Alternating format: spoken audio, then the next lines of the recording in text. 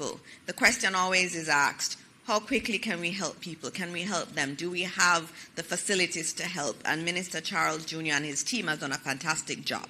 They have done wonderfully well in terms of coming up with a recovery plan, working with the Ministry of Finance in securing the funds. And so those who are affected know the government understands, and we are here to help you. And Minister Charles will speak much more about how this administration will be supporting every Jamaican who has been affected to get back on their feet. Minister Charles.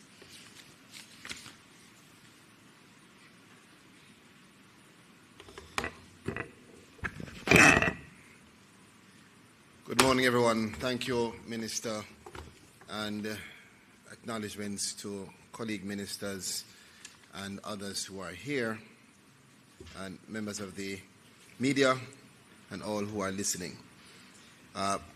The Ministry of Labour and Social Security has been committed to ensuring that our social workers, volunteers, partners are out doing two things in particular. As I said before, one is to complete our damage assessments, which we are now 95% complete and continuing. And two is to continue the urgent and immediate response in terms of distribution of relief through items such as food packages, tarpaulins, mattresses, and other support that is required depending on the need. Now we are at the stage where we are moving now into the rebuild. And as we rebuild, an important part of this process is going to require us as a country to come together and to understand what vulnerability really means. We've been allocated $1 billion towards our efforts to support the rebuilding of homes that have been damaged.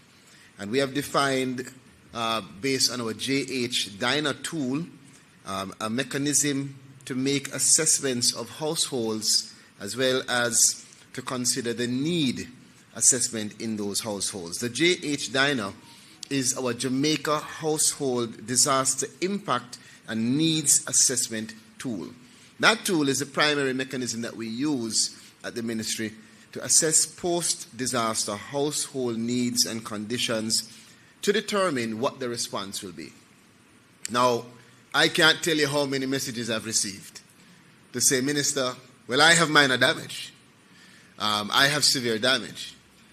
The reality is, number one, we know that all are important.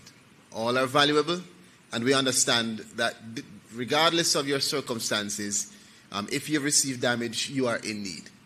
But the reality is that $1 billion will not be able to serve the needs of the entire cohort of persons that have been impacted by the hurricane. So as a country, as a nation, we must focus our attention on those that are most vulnerable first. And so our priority goes there based on our damage assessments. We indicated yesterday, and I'll remind the country, that we've done a number of household assessments. To date, 8,397 household assessments have been completed, well, as of July 22nd, and we continue. By now, we should be nearing 9,000 household assessments. And of that amount, we have seen so far recorded 453 totally destroyed. And we project that that's going to go to at least 500. We've seen to date 3,221 severely damaged. And just based on our observations of St. Elizabeth alone, which we have not completed, that is going to also be increased. And for minor damage, of course, 4,723. A number of those households and homes have already started the process of the recovering and the rehabilitation that is necessary. But looking on those numbers, as a ministry, we looked on the cost index and the needs of the households, and we have defined categories based on the impact from totally destroyed, severely damaged to minor damaged, and allocated to each, respectively, 400,000, 150,000, and 50,000.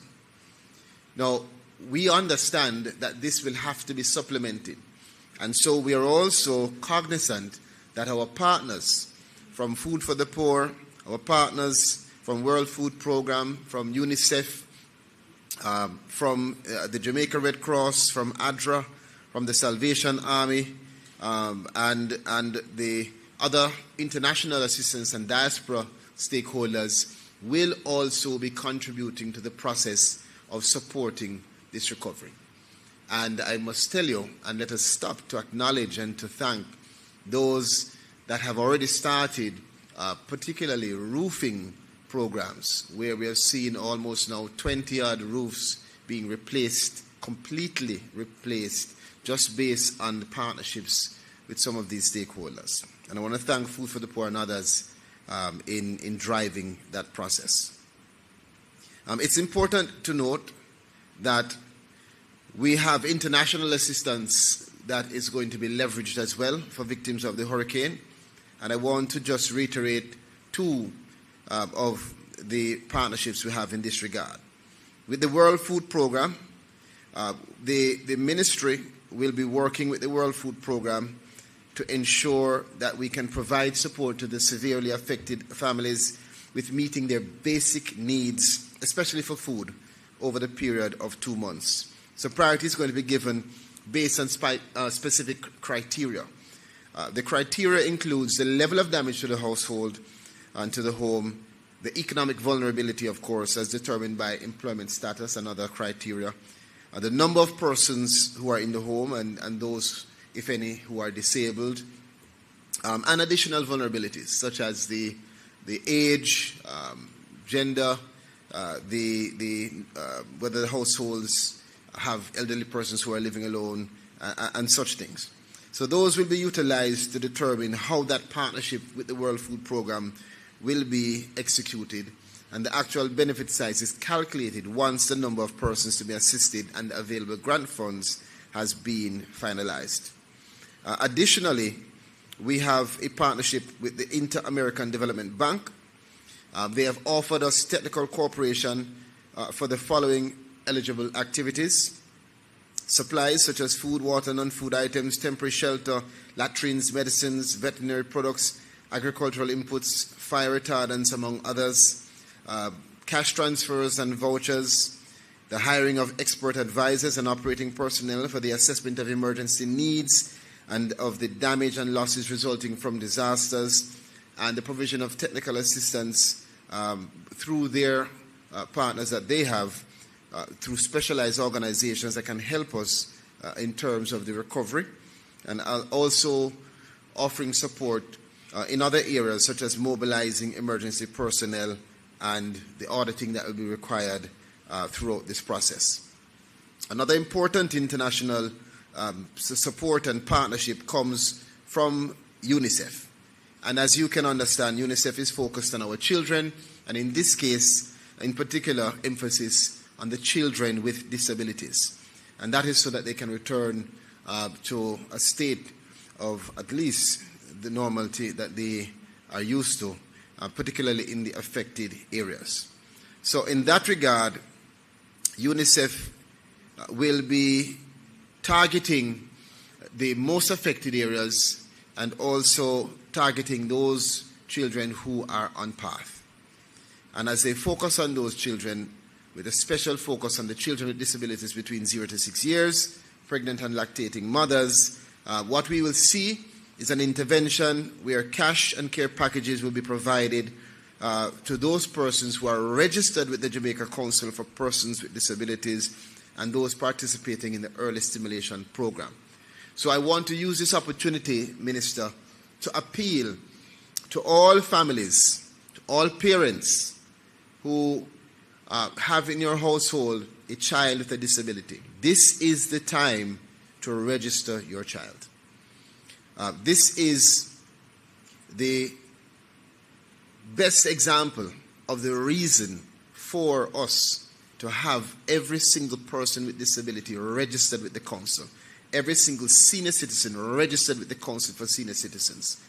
It is critical for us because that is what we will utilize at the ministry to be able to allocate support to you and to be able to identify you where you are.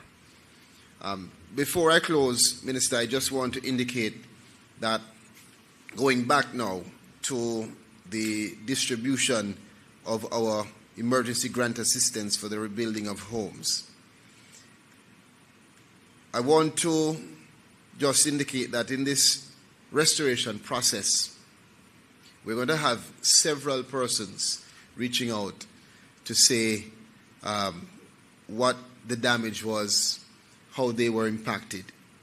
At the beginning, we had asked persons to ensure that insofar as it is possible, that they collect information, take pictures, have something to establish what the impact was in your home. And those things will also be taken into consideration in determining which households, which homes will receive a grant.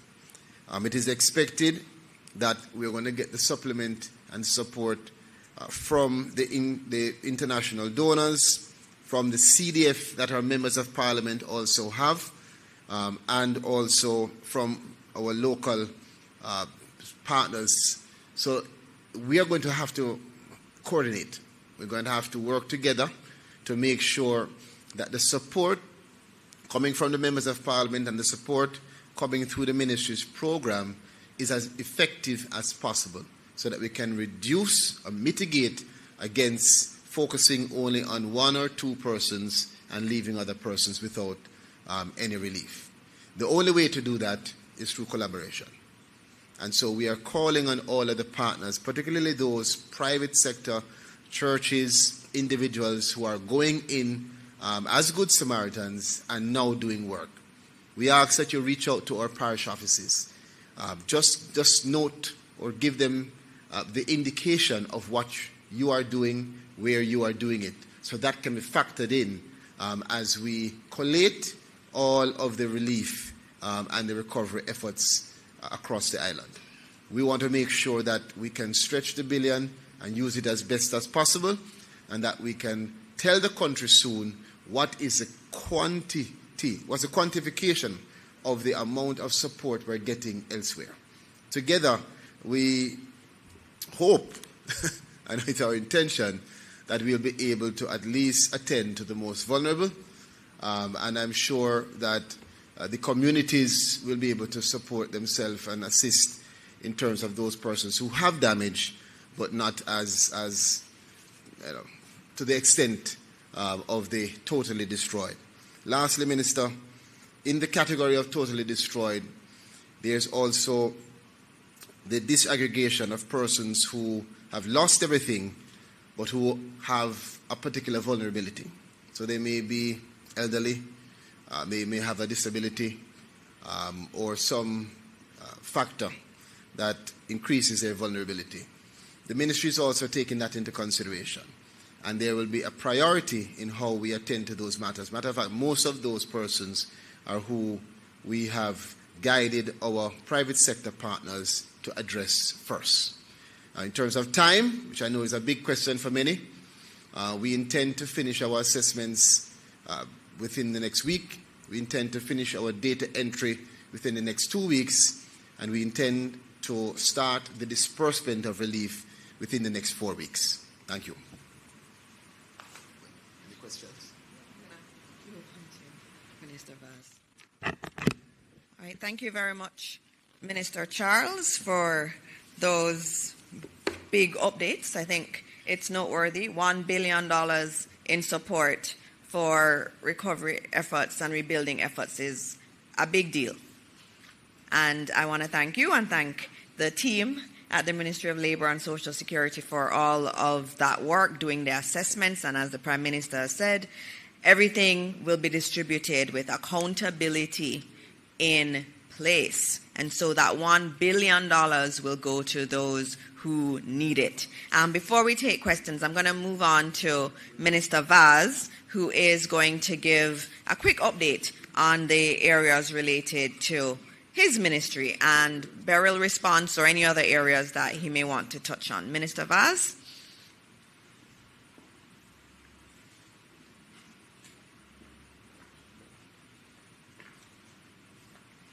Thank you very much. Good morning, ladies and gentlemen. I was actually here to basically answer any questions that may have arisen from my statement to Parliament yesterday. But thankfully, much of what I said has been addressed in relation to the statement that came out from the JPS shortly after my presentation, which basically was giving several customer concessions to customers over the next few weeks, coming out of what was originally their position as it relates to estimated bills. So I have not gotten a chance to go through exactly what they have said. My team is looking at it now, but I must commend them for hearing the cry of the people and the government as it relates to our restoration efforts. Obviously, once I have gotten a full brief on this and what it means, there may be additional asks of my ministry and myself, but that will be by virtue of discussions with the JPS management and board and shareholders who I intend to have a meeting with on this matter, and more importantly, the other matter of the restoration. Let me categorically state that as of this morning at 9:05, I have already heard from over 20 members of Parliament overnight into this morning who are still maintaining that the majority of their constituencies are out of power. So again, this leads me to the point of where the information that is coming out of JPS and what is happening on the ground is at odds. And we have got to find a way to make sure that we are all on the same page. We are now going into week 4. As of tomorrow, as today would be exactly 3 weeks since Beryl struck, and the longer we go is the harder it gets for those without electricity. I also want to indicate that there are still several NWC pumps that are out after 3 weeks, and several NIC, National Irrigation Commission, pumps that supply water to farmers across the length and breadth of Jamaica. The farmers of this country cannot get back to earn a livelihood if they are unable to replant or unable to continue to water whatever is left of their produce. I am again calling on the NWC, and I will be setting a meeting for the first time with not only the management, who I've been meeting with several times a week, but the complete board of directors and the shareholders, to make sure that we are all aligned, and most importantly, that the directors and shareholders of the JPS are aware of the situation facing their customers in Jamaica. So again, I commend them. As they say, better late than never. But the fact of the matter is that what they did yesterday should have been an automatic response in a crisis of a hurricane.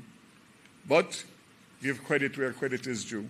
So I say that on the face of it, this that they have released is a start. But I would not say that it's a completion until such time as I get to delving into it deeper and get the real basis of the value of this and the benefit to all the customers in Jamaica, whether they have been restored or not restored, because there is no JPS customer that is not either directly or indirectly impacted by the hurricane. And therefore, we have to look at it in a holistic, wholesome way to make sure that all customers have redress of some kind. I noted that they have given a new deadline of August 15th for payment of bills. I am not sure myself that that will be sufficient time for people to be able to recover and to be able to afford to pay a light bill as a priority, as against dealing with what they need to deal with in terms of putting back on their roof or getting their livelihood to be able to earn a living. Again, I said I will be back in touch with the people on this matter, but commendation is due for JPS's action in relation to the new concessions that they have issued as of yesterday. So this morning, if there's any questions, then I would prefer to answer those, because I was very fulsome in my presentation yesterday, and as I said, JPS's reaction to my statement yesterday has taken much of what I would have said at postcard this morning. So any questions? You know, any questions on this online? Good morning, Minister. Good morning, everyone online. I do know that there are two issues that members of the media had in getting here. So one actually sent a question and asked that now for you. The question really is, Minister, can the government guarantee that the JPS, or has asked the JPS, really that was the question, has asked the JPS not to disconnect during the next 30 days to ensure that while persons recover from burial, that they have uninterrupted, once the power is back, service? So what I did see and hear in an interview yesterday afternoon from the JPS CFO was in relation to the disconnection, relaxed collections and disconnection. Recognizing the far-reaching impact of Hurricane Beryl on its customers, JPS has relaxed its collection and disconnection processes. The company has not disconnected customers for non-payment of bills since the passage of the hurricane and will continue to suspend disconnections up until August 15th. JPS will also continue to facilitate flexible payment arrangements for customers who need extensions on their due dates. Requests are being dealt with on a case-by-case basis, so persons requiring extensions can make their requests using the My JPS mobile app or contacting the JPS customer care. So I think that is very clear. The point that I made before is I'm not sure that August 15th, with a hurricane on July 3rd, is a realistic deadline for the relaxation of disconnections. And that's the point I made earlier. All right, true to form, a quick follow-up then. Would the government lobby for further extension, and what about the telcos? Okay, so absolutely. So the telcos were early out, and they already indicated their positions in relation to what they would do, and they will continue to review that as time goes by. So I expect that you would hear from from Digicel and Flow, and I suspect that after discussions with the JPS, you will also get further updates from JPS in relation to any additional extensions or change of policies according to the restoration time. And let me just touch on that as the last thing. And the bottom line is, I am very concerned in relation to the timelines that have been given by JPS based on what I'm getting out of the field from the members of parliament and residents across Jamaica. I already did my own survey on Sunday, and within less than 24 hours, I got 410 responses of persons who indicated that they were still out of power, and either that they did not see their names or their communities on the schedules, or they had not seen any JPS presence in their communities. After 3 weeks, I state categorically that that is unacceptable. So, as I said before, I will be having a meeting with the board, the management, and the shareholders so that I can assure myself that all of JPS's hierarchy is aware of the extent of the situation and that we need resolution now. Thank you, Minister. Minister Morris Dixon, I'm as of next week, going to ask the media to actually show up and ask their own questions. Sometimes it puts us in an invidious position. But Minister, I will go ahead with this one. The question then is, what accounts for the disparity in information based on what JPS is putting out and what the MPs are reporting? So that could only be one thing, and that is the information that the central office in Kingston is getting from the various regions. So basically what you're having is the JPS regional management that is feeding information into the control center, which is specially activated for disasters, which is fully implemented by JPS as we speak. So therefore, there must be a disconnect between the information that is coming into them, which they rely on because they have no other way of verifying it, and what they are putting out. And I am saying, as a rural member of parliament myself, I can unequivocally say, as it relates to Portland, that what they have put out there in terms of the amount of customers that are still disconnected and the communities that are still out of power is absolutely flawed. All right, thank you, Minister. I see no further questions for you, Minister Vaz. I see one for Minister Charles Jr. And apparently there was some concern in terms of just a timeline for implementation. Then when the rubber hits the road, when then can people start getting their roofs on, given that 9,000 persons have already been assessed? When now will they be able to start implementing in terms of that aspect?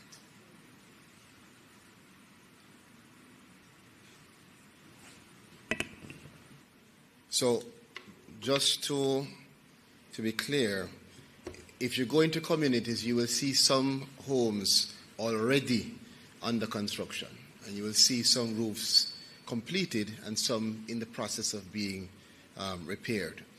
As I said before, that phase has started in collaboration with some of our stakeholder partners. Secondly, as it relates to the emergency response relief funds of the 1 billion, that is being processed now. I had given a timeline of 1 week to complete assessments, within 2 weeks to do the data entry and analysis, and within 4 weeks to start the disbursement, which is what will be necessary for us to do that rehabilitation of the homes. All right. Thank you so much, Minister.